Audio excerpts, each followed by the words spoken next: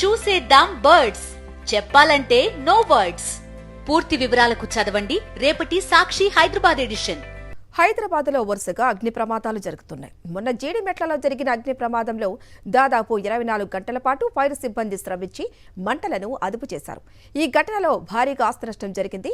ఇక నిన్న రామంతపూర్ వివేక్ నగర్లో ఓ ఇంట్లో బైక్ బ్యాటరీ పేలి భారీగా మంటలు చెలరేగాయి.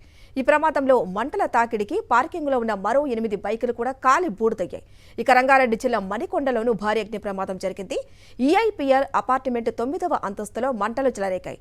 అపార్ట్మెంట్ వాసులు భయంతో పరుగులు తీశారు.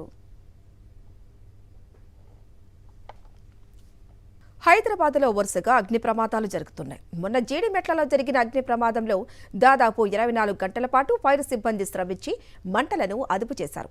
ఈ ఘటనలో భారీగా ఆస్తి నష్టం జరిగింది.